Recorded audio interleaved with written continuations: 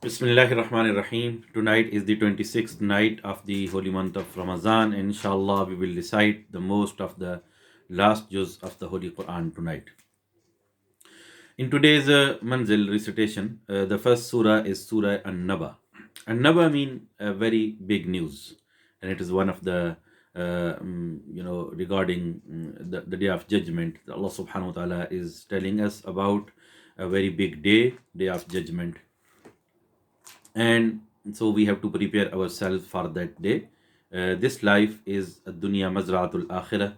Allah subhanahu wa ta'ala has given the whole life as a to make good deeds for the next world. In this surah, or any surah in the last juz of the Quran, most of the surahs they tells us about the scenarios of the Qiyamah, the scenarios of the Day of Judgment, and if we want to learn what will happen in the next world, then these surahs are very beneficial and very important. So we can reflect on our life itself, and we can reflect on the next stages of our life after when on the day of judgment. So Allah subhanahu wa ta'ala tells us in this surah that he will establish qiyamah in the same way as he has established the earth and the other things in the universe. So it is easy for him to make this day for us, and so this is our duty now to make ourselves to make preparation for this day. And on that day, that will be a day of justice, and no one will have permission to speak in front of Allah subhanahu wa ta'ala except his permission. Even angels will not be able to speak. يَوْمَ يَقُومُ الرُّوحُ وَالْمَلَائِكَةُ صَفًّا. On that day, all angels will stand in rows in front of Allah subhanahu wa ta'ala. They will not be able to speak إِلَّا مَنْ أَذِنَ لَهُ الرَّحْمَنِ, except Allah subhanahu wa ta'ala, the Rahman, who will give permission to speak. The next surah is An-Nazi'at, and those who tear out, referred to the angels of death who takes the soul out of the body, take the soul away from the human body. And it is mainly regarding the same subject is mentioned in this surah, which was discussed in the previous surah, Surah An-Naba. It tells us about a very difference between the people who prefer this world and the people who prefer the next world. وَأَمَّا مَنْ خَافَ مَقَامَ رَبِّهِ وَنَهَى النَّفْسَ عَنِ الْهَوَى. Those who will fear before standing in the way of Allah subhanahu wa ta'ala, and they saved their soul from doing wrong things, from following its desires, then inshallah the Jannah will be their destiny. In the next surah is Abas. We can say it means the unhappy face, and it tells us a very good message that we should show respect, and we should show kindness and respect to even the poor person and even the disabled person. And in this surah, tells us about on the day of judgment that we will be worried about ourselves. يوم يفر المرء من أخيه وأمه وأبيه وصاحبته وبنيه. That day, every person will flee from his brother, from his parents, from his own wife, from his own children, and that day will be really a selfish day. So we have to be worried about ourselves, our amal. Sometime in this world, we do things for the pleasure of other people, and which is and because of we pleases other people in this world, but ultimately in the akhirah we will be accountable, and we will be the question will be asked to us. So we have to worry about ourselves. Everyone has to take care about what he is doing or she is doing, rather than what other people's things or other people's so we should not do anything to please other people. uh, Sometimes people normally they are very careful about other people. They look after other people. They are their guardians. But we have to keep in mind that Allah subhanahu wa ta'ala has given us some principles. His Prophet sallallahu alaihi wasallam given us a deen of sunnah to follow. So we should make a criteria that we should not blindly love anybody. We should not blindly follow anyone. we have to think about ourselves and our iman, our protection. Any action which can safeguard us in this world and the next world should be done, and any action which can lead us towards accountability, towards the disobedience of Allah subhanahu wa ta'ala. Doesn't matter if it is said by our parents, if it is done by our children, or any other relative. We should be worried about ourselves. And the next surah is Surah At-Takwir, literally mean folding up or wrap up, about that this world will be wrapped up one day, it will be rolled back, and the scenario of the next world is mentioned. Once the Prophet ﷺ,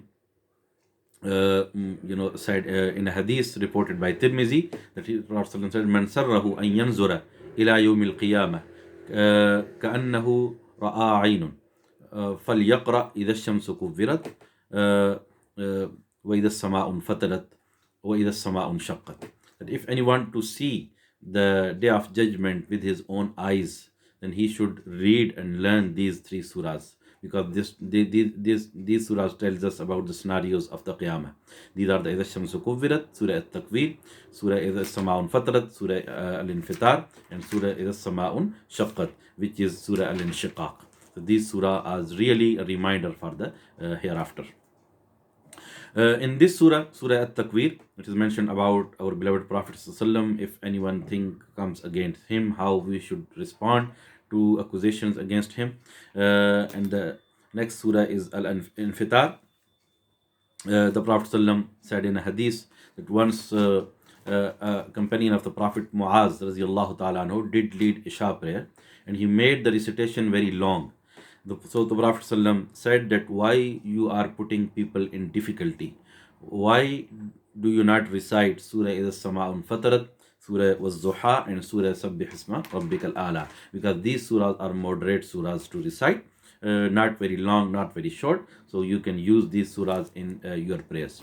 The main message of this surah is, Ya Yuhal Insan Ma Gharraka Bi Rabbikal Kareem. That, O human being, O humankind, O insan, O man, what thing has made you careless about your Lord, who has created you, who has given you a perfect shape, who has given you faculties? So as a result, in response, you should be grateful to him rather than ungrateful. And then it is mentioned that we are being recorded, our a'mal are being recorded, our actions are being recorded, and being witnessed and being watched by two respected angels, kiraman katibin, respected writers. So we have to be very careful that at every moment, whether big or small, our every action, whether big or small, is being recorded by respected angels, just as a formality. Otherwise, Allah subhanahu wa ta'ala knows everything, and everything is in his knowledge. He is alim, he knows everything, he is khabir, he is aware from everything, and he knows from his creation what is happening with his creation. The next surah is Surah Al Muta, those who deals in fraud, those who make cheating in their businesses, especially those people are mentioned that they should stop this kind of attitude. They should not make fraud with other people. They should not cheat with other people in their financial transactions, and especially and also they should not cheat anyone in general. So this surah is very important surah regarding this, regarding our financial transactions, that we have to be transparent in our dealings, in our financial dealings, in our business dealings. And it tells us that the good people will be innal abrara lafi na'im, that good people lafi illiyin, they will be in high status. Those who are good will be in good place, and those who are bad will be in hell, in Jahannam. The next surah is Al-Inshiqaq. This surah tells us about the day of judgment, that it will come in many stages, and how we can save ourselves from those stages. And it tells us about that إِلَّا الَّذِينَ آمَنُوا وَعَمِلُوا الصَّالِحَاتِ لَهُمْ أَجْرٌ غَيْرُ مَمْنُونٍ. Those who make belief, those who make iman, and those who do righteous deeds, they will be saved, and they will have a great reward from Allah subhanahu wa ta'ala, and they will be saved from the punishment. So it tells us a very important point that when we make iman, when we have faith, we should also do good amal as well, because the iman and the faith is like a seed, like a root, and the amal are like branches. A tree is beneficial only when it has roots and it has branches to bear the fruit. So if we want to have our tree of iman properly, perfectly, and make it fruitful, then we have to make iman basically, which is very important, which is our lifeline. And secondly, we have to make good amal, which is the fruit of the our iman. So these two things are very important: iman and amal salih, the faith, and accompanied by good actions, good amal. And if these two things are there, inshallah, we can hope the success in the next world, and we can hope the jannah from Allah subhanahu wa ta'ala. The next surah is Al-Buruj, and it tells us about to show patience during difficult time, during calamities. And it tells us about the inna batsha rabbika lashadid, the grip of your Lord is very severe, is very tight. So we have to be worried about the punishment of Allah subhanahu wa ta'ala, but at the same time we have to be hopeful from his mercy as well. Wa huwa al-ghafur al-wadud, he is forgiving and he is loving and kind as well. And bal huwa Quranun Majid fi lawhim mahfuz, the Quran, regarding the Quran, that is a very noble Quran, very glorious Quran, and it is protected in a shield. It is protected from Allah subhanahu wa ta'ala. No one can change this Quran till Qiyamah. The next surah is At-Tariq. Tariq means the night star, a shining star, and it is referred to the guidance given by Allah subhanahu wa ta'ala. It can also be referred to our beloved Prophet Muhammad sallallahu alaihi wasallam, that he is like a glorious star in the darkness of Jahiliyyah. So the more darkness is there, the more the star normally shines. So this star, the star of guidance, is very beneficial. It may be Quran, it may be our beloved Prophet Muhammad sallallahu alaihi wasallam, and it may be generally the guidance given by Allah subhanahu wa ta'ala. That the example of this star is like that. It gives us guidance, and the more there is darkness, the more it eliminates, it glorifies. So we have to seek guidance through this star from Prophet Muhammad sallallahu alaihi wasallam. And in the other verse, it is mentioned innahu laqawlun fasl, that the Quran is a decisive word. So we have to take it, because the Quran, the hadith say that al Quran hujjatun laka aw alayk. Quran will be on the day of judgment, will be in favor of you or against you. So we have to think, we have to reflect what we are doing with the Quran, what the rights of Quran we are fulfilling, that we can say that on the day of judgment it will give us it will become as a favor with us, as a supporter of us rather than against us. The next surah is Al-A'la. Al-A'la means the most high, long lasting.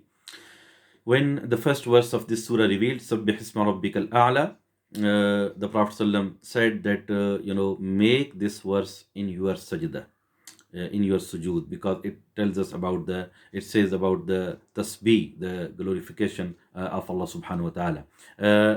It teaches us how to make tasbih, which means subhan rabbiyal a'la, and secondly it tells us how to give dawah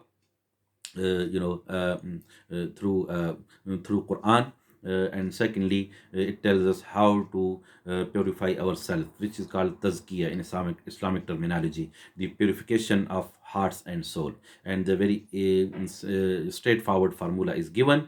قَدْ أَفْلَحَ مَنْ تَزَكَّى, the person who is successful, who has purified himself, who has purified his soul. وَذَكَرَ اسْمَ رَبِّهِ, and he remembered his Lord, and he فَصَلَّى, and then he prayed. But the reality is that you prefer this world over akhirah, over the next world. وَالْآخِرَةُ خَيْرٌ وَأَبْقَى, indeed the next world is forever, eternal and long lasting. So this is a very simple process of tazkiyah, purification of hearts and soul. So we have to purify ourselves. Inshallah, when we get the process of purification, it comes with different stages. first of all, we have to stop all disobedience of Allah subhanahu wa ta'ala. We have to take care of our faraiz, obligations, and so on. So the details are there in Quran and Hadith, but mainly we have to be worried about our tazkiyah, our purification, because without purification of hearts and soul, we cannot become a pious person and righteous person. The next surah is Al-Ghashiyah, which is one of the name of the Day of Judgment. Al-Ghashiyah means which covers everything. So the Day of Judgment is the such a thing that it will cover everything. This is one of the name of Qiyamah, and it tells us about in a questionnaire way that أَفَلَا يَنْظُرُونَ إِلَى الْإِبِلِ كَيْفَ خُلِقَتْ. Do you not see that that we have made the camel, how we have created it, how we have raised the heaven, the sky, how we have placed the the mountains, how we have made the earth, so you can easily walk on it. So these are the signs which can lead to the existence of Allah subhanahu wa ta'ala, and these are the reminders. Whatever you see in this world, in this planet, there is a reason behind it, there's a wisdom behind it, and on reflection of these natural objects, we can get closer to Allah subhanahu wa ta'ala. The next surah is Al-Fajr, which means the dawn, the Fajr time, the dawn time.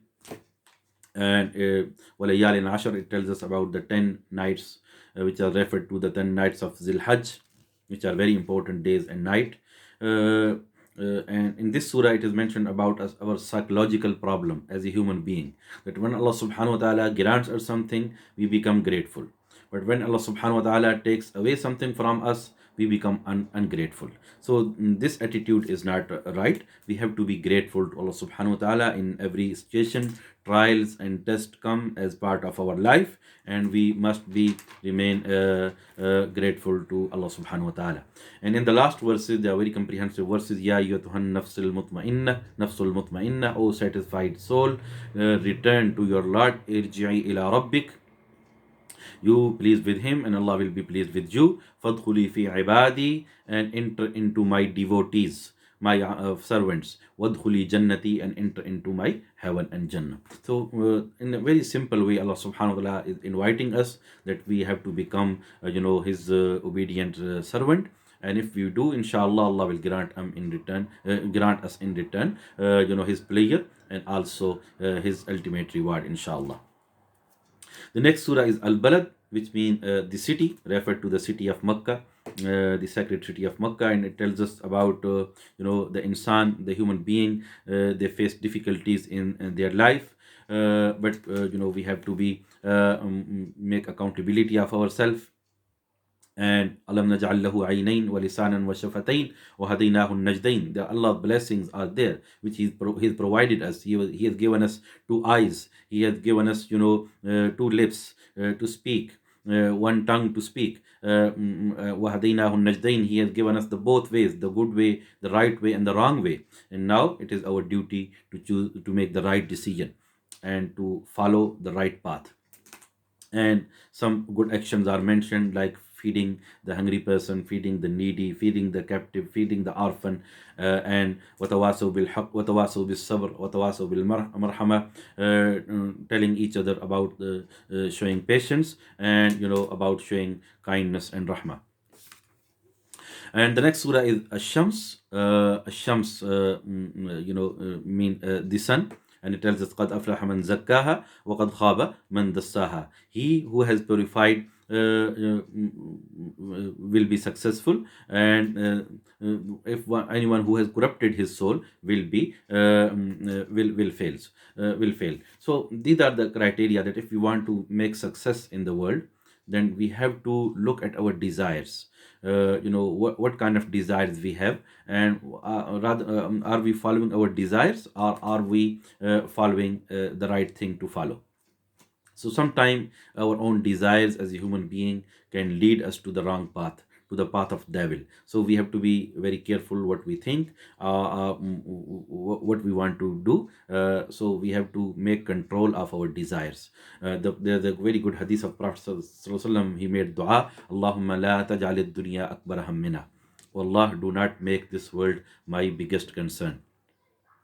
Wala mablagha ilmina, and do not make this world the ultimate goal of my knowledge.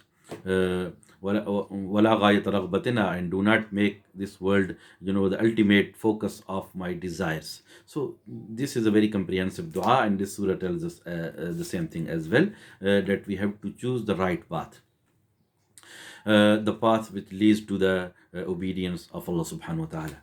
The next surah is Al-Lail, the night, and it tells us about the some signs of this universe, like coming the day and night, and our efforts, they are different. Every human being is different from other. We have different attitudes, we have different actions, we have different efforts. So ultimately our main goal should be to get the guidance from Allah subhanahu wa ta'ala, and the best way to get guidance is the Holy Quran, and the sunnah of his beloved prophet sallallahu alaihi wasallam. And our ultimate goal should be ibtigha wajhi rabbihil a'la, that we should get the pleasure of Allah subhanahu wa ta'ala, the rizwan of Allah subhanahu wa ta'ala. And if we have a desire to please our Lord, inshallah wala sawfa yarza, very soon he will be pleased with us. So in a very beautiful way, these surahs tells us about the simple message, the message of Tawheed, the message of oneness of Allah subhanahu wa ta'ala,